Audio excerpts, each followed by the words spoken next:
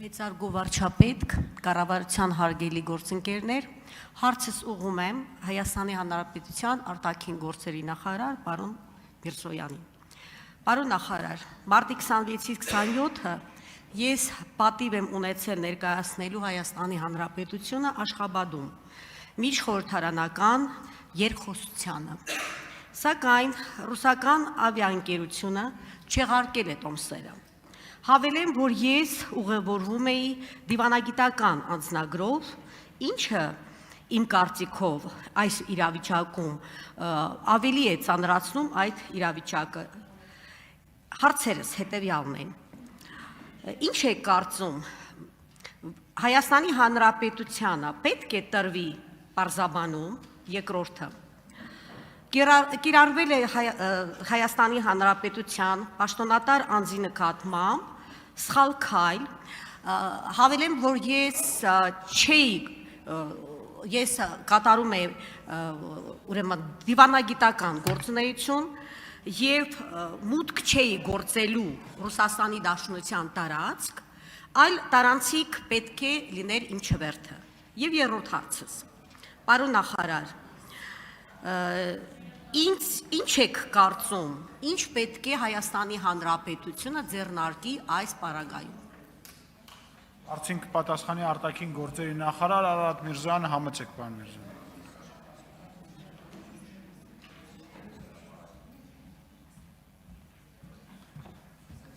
Շնորհակալ եմ հարցի համար Տիկին Ղազարյան,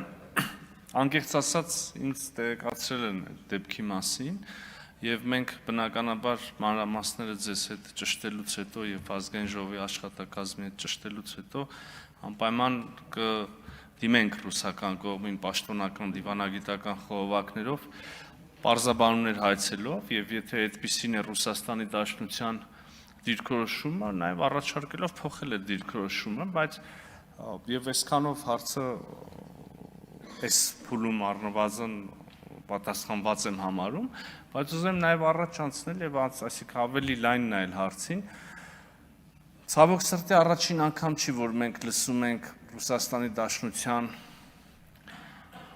այս կամ այն պաշտոնյաների, այդ օղակի պաշտոնյաների կողմից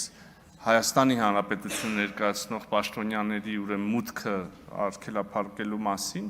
օրինակ նաև այս բան մտքից գալիս է նաև մեր տեղական ինքնակառավարման մարմիններից մեկի համայնքապետերից մեկի արտիկի, այո, համայնքապետի եւ այլ նաեւ գուցե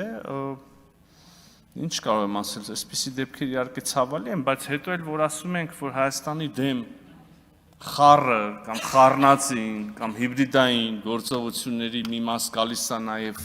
այդ պետությունից, տարակուսած նայում են մեզ, ասում են ոսկալի է այդպես բան ասել։ Այո, եւ պետք չի, երբ որ խոսում ենք հիբրիդային գործողությունների մասին, անպայման պատկերացնել երկրի բարձրագույն ղեկավարի կողմից համակարգվող կոնկրետ գործողություններ, ում համար գաղտնիք չի, ռուսական մեդիայից էլ ենք լսում,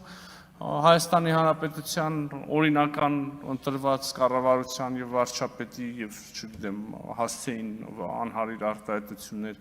այս կամ այն օղակի դրամաչափի պաշտոնյաների կողմից էլ եւ ահա նաեւ այս դեպքը լավ չի սա Ռուսաստան-Հայաստան բարեկամական հարաբերությունների համար, կխնդրենք նաև ճշգրտել դիրքորոշումը, շնորհակալ եմ։